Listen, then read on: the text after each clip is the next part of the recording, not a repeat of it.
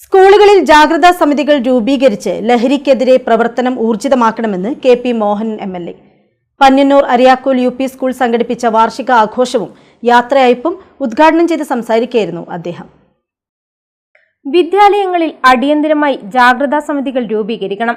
വാർഡുകളിലും പഞ്ചായത്തുകളിലും ജാഗ്രതാ സമിതികൾ രൂപീകരിച്ചാൽ 2 വർഷത്തിനകം ലഹരി മാഫിയയെ തുരത്താമെന്നും ലഹരി മാഫിയയ്ക്ക് പിന്നിൽ ആരാണെന്ന് കണ്ടെത്താനാകാത്ത അവസ്ഥയാണെന്നും എം.എൽ.എ. പറഞ്ഞു.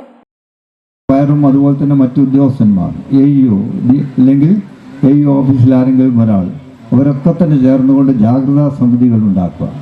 വിദ്യാലയം കേന്ദ്രീകരിച്ച് ജാഗ്രതാ സമിതി ഉണ്ടാക്കി, വാർഡ് കേന്ദ്രീകരിച്ചുണ്ടാക്കി, പഞ്ചായത്ത് കേന്ദ്രീകരിച്ചുണ്ടാക്കിയാൽ ആ പഞ്ചായത്തിൽ ഇതേ രൂപത്തിൽ തന്നെ ജാഗ്രതാ സമിതികൾ ചേരുകയാണ്.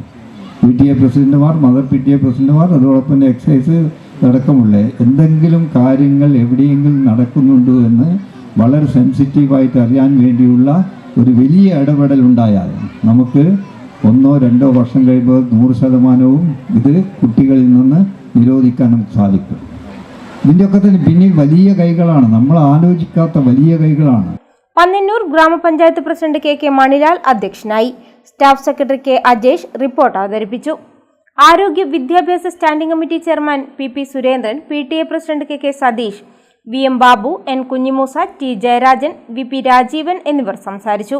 PP സജിനി സ്വാഗതവും ലേഖ നന്ദിയും പറഞ്ഞു. വിരമിക്കുന്ന അധ്യാപികമാരായ P ബീന, AK ഉഷ എന്നിവരെയും മികവ് പുലർത്തിയ വിദ്യാർത്ഥികളെയും MLA ഉപഹാരം നൽകി ആദരിച്ചു.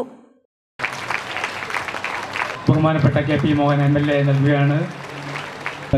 Best performance Amina Shishan VK. Prize Navasmika M.